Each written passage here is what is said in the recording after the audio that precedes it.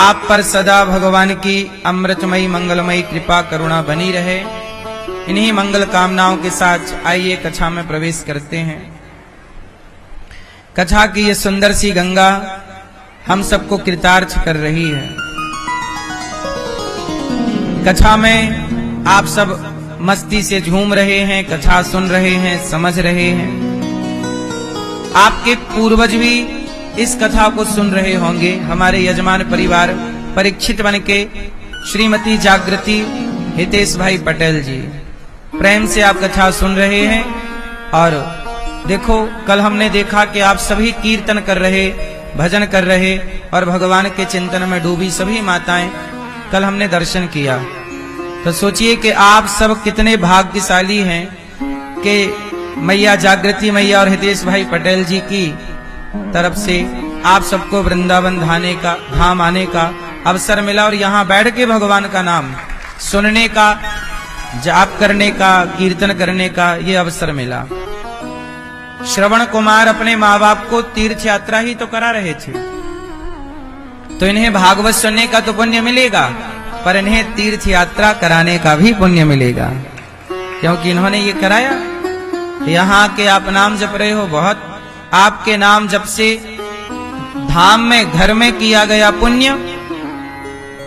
पुण्य देता है, लेकिन वही पुण्य जब धाम में किया जाए तो वह पुण्य कई गुना बढ़ जाता है, कई गुना उसका फल बढ़ जाता है। तो आप बहुत साधुवाद के पात्र हैं। और आपके पुत्र भैया सहज जी आए हैं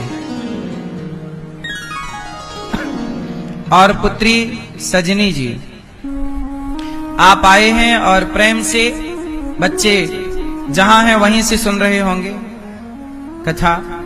परिवार आप सभी को अच्छा लग रहा है? कथा अच्छी लग रही है? नहीं? आप अमेरिका से आए हैं, न्यू जर्सी से, और प्रेम से कथा का रसपान कर रहे हैं। पूरे पटेल परिवार के लिए तालियां बजा के सम्मान करें। आपके माता पिता बड़े भाग्यशाली हैं कि आप जैसे बच्चों को जन्म दिया, कि आपके द्वारा ये भगवान की कथा हो रही है। श्रोता ना हो तो वक्ता कथा किसे सुनाएगा? इसलिए कथा सुनाने वाले की जितनी महिमा है, उससे ज्यादा महिमा कथा सुनने वाले की है। परीक्षित ना होते तो सुखदेव जी किसे भागवत सुनाते? इसलिए पात्र चाहिए। अमृत है पर बर्तन ना हो तो अमृत रखेंगे कहां? तो आपका हृदय वो बर्तन है जो भगवान की कथा रूपी अमृत को अपने हृदय में धारण करता है। आपका हृदय वो पात्र है, बर्तन है। आप सदा सुखी और स्वस्थ रहें, यही मंगल कामना है बिहारी जी से। देखो, ये भागवत जो सुनता है, अब जैसे पोथी पाठ यहाँ करवा रहे हैं आप लोग अपने पितरों के लिए, अभी 25 अक्टूबर से फिर भागवत जी के पोथी पाठ हैं। आप अपने पूर्वजों के लिए, माता पिता के लिए भागवत जी के पाठ करा सकते हैं, अनुष्ठान करा सकते हैं। कल हम लोगों ने सुना कि परीक्षित जी ने कलयुग को रहने के 4 कमरे बनवाए। कलयुग कहां रहता है भैया? कलयुग कहां रहता है? ठीक है, कलयुग कहां रहता है? भैया आपको पता है? कलयुग 4 जगह रहता है। एक और जगह है, टोटल 5। कलयुग 5 जगह है। कहां कहां कलयुग है? द्यूतम, जहां जुआ है वहां कलयुग। पानम, जहां शराब है, मदिरा है। स्त्रिया, जहां पर स्त्री और पर पुरुष का काम है, वहां कलयुग। द्यूतम, पानम, स्त्रिया, पर पुरुष पर स्त्री। द्यूतम पानम स्त्रिया। सूना, सूना मतलब मांस। और एक है बेईमानी से कमाया गया धन। चाहे आप सोना, चांदी, जमीन, जायदाद, पैसा, जो भी आप बेईमानी से कमाते हैं, तो बेईमानी से कमाए हुए धन में कलयुग आके बैठता है और कलयुग बुद्धि भ्रष्ट कर देता है। इसलिए पैसे कमाने चाहिए पर ईमानदारी का। यदि बेईमानी का आया तो कलयुग उसका विनाश कर देगा। तो किस किस चीज से बचना चाहिए? 5 काम से बचो। जुआ खेलते हैं आप लोग? मैया नहीं? लूडो खेलती हो? नहीं? द्यूतम, पानम, शराब नहीं पीती हो मेरी मां? शराब पीते हैं आप लोग? भाई आप पीते हो? नहीं पीते ना शराब? सही? पक्का? आप पीते हो? नहीं? सही? आप नहीं पीते? आप पीते हो? द्यूतम, जुआ नहीं खेलना, शराब नहीं पीना। शराब पियोगे बुद्धि भ्रष्ट हो जाएगी। होती है कि नहीं?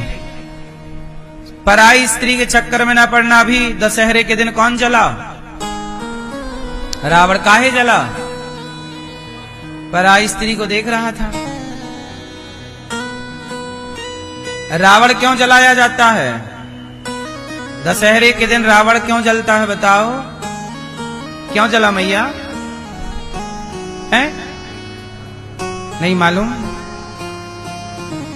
मैया को नहीं मालूम। तू कितनी भोली है, कितनी प्यारी है, कुछ नहीं मालूम है ओ माँ, कुछ नहीं मालूम। रावण क्यों जलता ये भी नहीं मालूम। दशहरा चला गया, रावण जल गया, मैया को नहीं मालूम। कोई बताओ, मैया को बताओ।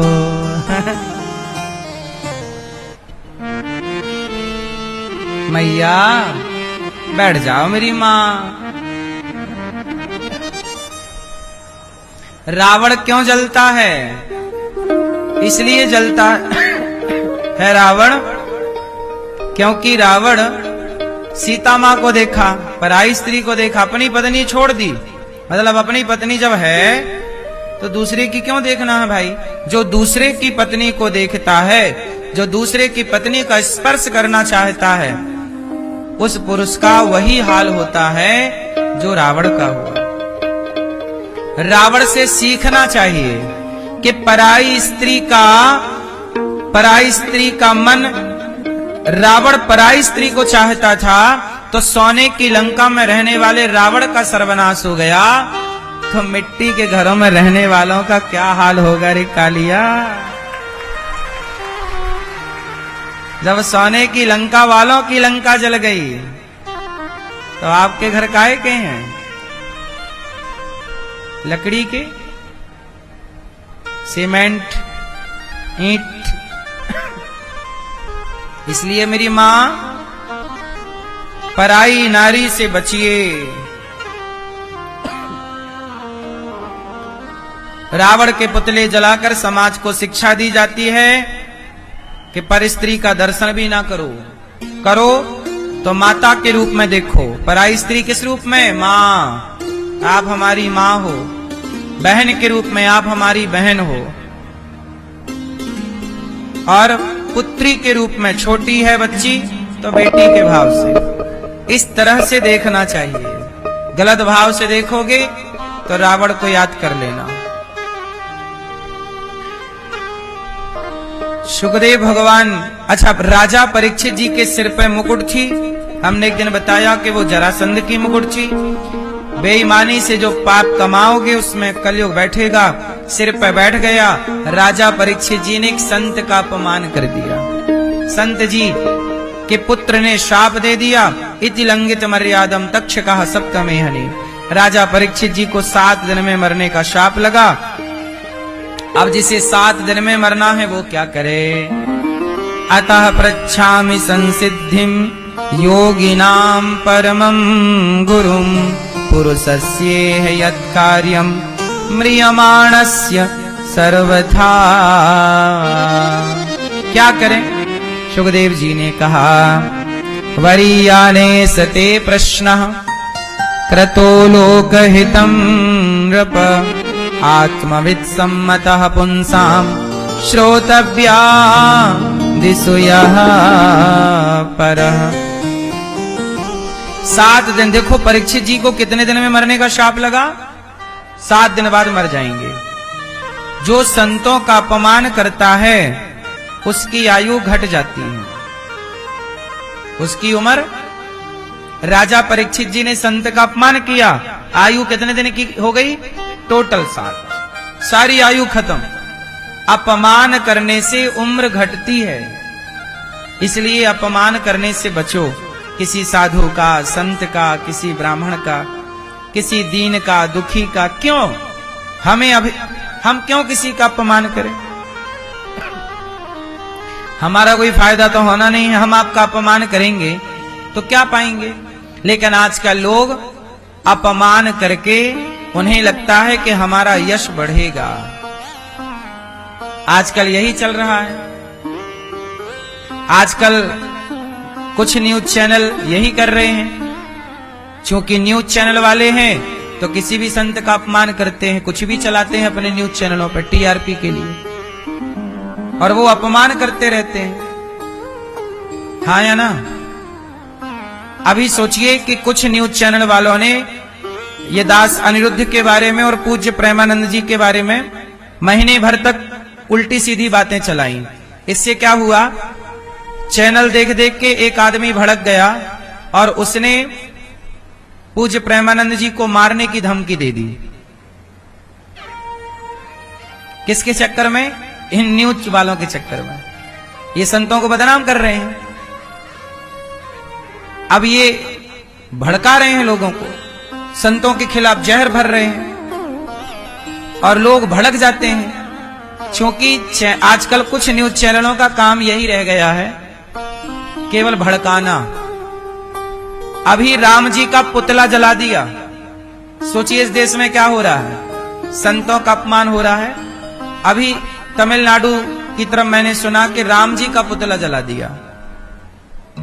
सनातन धर्म में जिनकी पूजा हो रही है उनके पुतले जलाए जा रहे हैं। इससे बड़ा दुर्भाग्य है क्या? आज तक आपने सुना कि किसी ने अल्लाह का पुतला जलाया? केवल हिंदुओं के पुतले, भगवान राम के पुतले जला दिए। सोचिए। अब ये न्यूज चैनल वाले डिबेट नहीं चला रहे हैं, संतों को बदनाम करने के लिए महीने भर डिबेट चलाए। अब राम जी का पुतला जलाए तो कोई डिबेट नहीं चल रही है न्यूज चैनलों पे। क्योंकि इन न्यूज चैनलों में कुछ लोग सनातन विरोधी लोग बैठे हैं, जिनको संतों को बदनाम करने के लिए, सनातन को बदनाम करने के लिए पैसा मिलता है। और आप आम जनता समझते हैं, आपको लगता है जो न्यूज में दिख रहा है वो सही है। आजकल सबसे झूठ कहीं दिख रहा है तो न्यूजों में दिख रहा है। कुछ न्यूज चैनल ऐसे हैं जो दिन भर झूठ परोसते हैं और लोग उसे सच मानते हैं। अब राम जी का पुतला जला, आप में से किसी को पता चला? बोलो। नहीं पता चला, क्योंकि न्यूज चैनल वालों ने इतना लंबा चलाया नहीं। संतों को बदनाम करने के लिए चलाएंगे। अब पुतला राम, अब बताओ राम की क्या गलती है? राम का सोचिए, इस देश में जब राम के पुतले जल सकते हैं तो संतों को कोई गलत कहे तो उसमें आश्चर्य क्या है?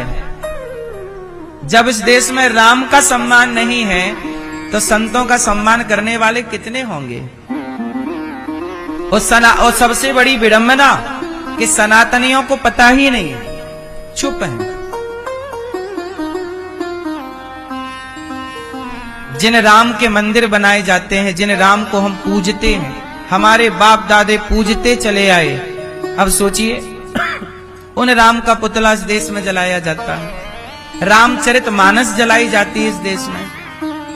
कहने को ये हिंदुओं का देश है, पर सबसे ज्यादा यहाँ जिन हिंदुओं की आस्था गौ माता पर है, इस देश में गाय काटी जाती है।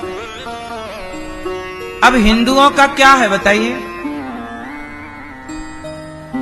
भगवान कृष्ण के ऊपर गलत गलत इल्जाम लोग लगाते हैं कि तुम करो तो रासलीला, हम करें तो कैरेक्टर ढीला। ये भगवान कृष्ण का अपमान नहीं है। ये रास का जब प्रसंग आएगा तो मैं समझाऊंगा आपको। लेकिन अब सोचिए, इस देश में आप कैसे कह सकते हो कि ये देश हमारा है? क्या हमारे देश में कोई राम का पुतला जला सकता था? उत्तर दो, बोलो। यदि आप कहते हो कि ये देश हमारा है, तो क्या हमारे देश में कोई राम का पुतला जला सकता था? जलाया जा रहा है। इसका मतलब आपको ये बताया जा रहा है कि ये देश आपका नहीं है। आप नहीं समझ रहे हैं ये सारे। आपको ये चुनौती दी जा रही है कि देखो, आपके देश में आपके भगवान का हम पुतला जला सकते हैं, आप कुछ नहीं कर सकते। मुसलमानों का काम मुझे ठीक लगता है कि उनके अल्लाह को किसी ने कुछ कहा तो क्या करते हैं उन लोग? बोलो, सिर काट देते हैं। भाई, मुसलमानों के अल्लाह को कोई कुछ नहीं कह सकता, पर हिंदुओं के राम के पुतले जलाए जा सकते हैं। इस देश में इजाजत है, संविधान इजाजत देता है कि आप, अभिव्यक्ति की आजादी है, आप कुछ भी कर सकते हैं। तो अभिव्यक्ति की आजादी के नाम पर क्या जलाए गए? राम के पुतले। लेकिन लोग इस बात पर ना, न्यूज चैनलों पे अब कहां डिबेट चल रही है इस विषय पे? आपने सुने कोई डिबेट? नहीं सुनेंगे ना, क्योंकि कुछ न्यूज वालों को तो केवल संतों को बदनाम करना है, सनातन को बदनाम करना। संतों को बदनाम मतलब सनातन को। अब जो सनातन की बात करेगा, अब हम बात कर रहे हैं कि राम के पुतले जलाना गलत है, तो अब न्यूज वाले हमें ही गलत ठहराएंगे, क्योंकि आप आवाज उठा रहे हो। हमें ही गाली दिलवाएंगे, हमें ही कहेंगे तुम्हें जेल में डालो, क्योंकि आपने आवाज उठाई। तो आवाज ना उठाओ, फिर यहां सब होने दो, गलत होने दीजिए सब चीजें। बोले आप तो कथावाचक हो, कथा सुनाओ। अब बताओ, बोले आप राम जी के पुतले के बारे में क्यों बोल रहे हैं? ये भागवत जी में कहां लिखा है? न्यूज वाले ऐसा बोलते हैं। बोले जो भागवत जी में लिखा है वो आप सुनाओ। अब तमिलनाडु में राम जी चले गए, भागवत जी में कहां लिखा है? तो ये बात ना बताएं। अब न्यूज वाले तो कहते हैं कि ये मत बताओ। इसलिए याद रखिएगा कि झांसी की रानी को अंग्रेजों से खतरा कम था, अपनों से खतरा हुआ भी वही। अपनों ने ही अंग्रेजों को घुसने दिया था झांसी के किले में। इतिहास पढ़ लीजिएगा। पृथ्वीराज चौहान को मोहम्मद गौरी से खतरा नहीं था। पृथ्वीराज चौहान को धोखा मोहम्मद गौरी ने नहीं दिया, जयचंद ने दिया, अपनों ने दिया। इसलिए सनातन धर्म को खतरा मुसलमानों से कम है। सनातन धर्म को खतरा इन गद्दारों से है जो सनातनी बन के बैठे हैं, और जो सनातनी बन के बैठे हैं और संतों को बदनाम करने के लिए मुहिम चला रहे हैं। जो संतों को बदनाम करने की मुहिम चलाएं, बताओ ये सनातन के गद्दार हैं या नहीं?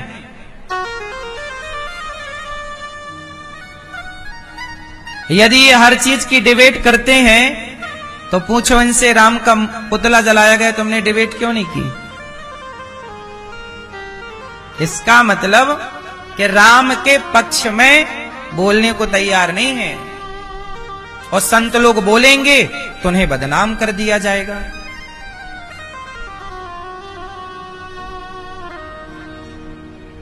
इसलिए मेरी मां, आपको यह पहचानना बहुत जरूरी है कि इस देश में कौन कौन से जयचंद हैं, कौन कौन से गद्दार हैं।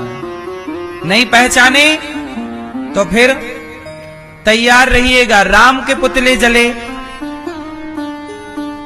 कश्मीर से सनातनी हिंदू खदेड़े गए, कश्मीर